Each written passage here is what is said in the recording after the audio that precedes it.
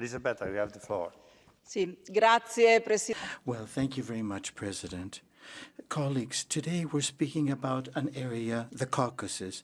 It's a strategic crossroads, globally speaking.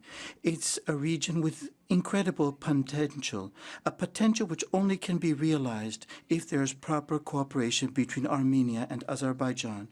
On the one hand, we are encouraged by the contacts between the parties, and we have the resolution, of course, which, of course, expresses itself quite positively with regard to the reciprocal recognition of territorial integrity of Azerbaijan and Armenia. It's a first step in the resolution of this conflict. And this type of recognition allows for people to live in peace and security within their respective borders. But at this point in time, as was said, we are all very concerned about the situation in the Lachin corridor. We followed with great attention and very, very carefully what's going on the ground there. And, of course, the various debates between the committees have expressed this great concern. We have two different narratives here. Now, according to the tripartite agreement of 2020, the corridor ought to be protected by peacekeeping forces of the Russian Federation. And according to this particular agreement, Moscow assumes a geopolitical role of great importance in the region. But the situation now that exists and the numerous different victims and refugees which have been generated by the situation is of great concern for the international community.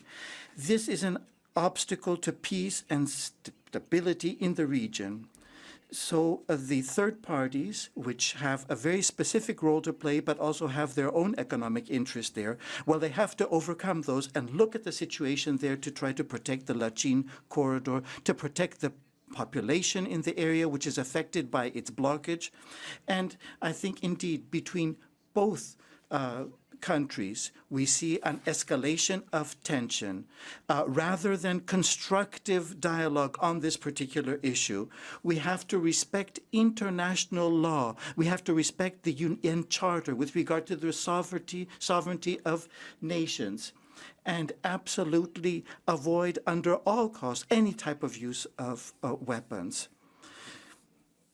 In Washington, there will be discussions on this particular issue, of course, and within the United Nations as well. The EU as well is on the verge of, or rather has just adopted a resolution with regard to this.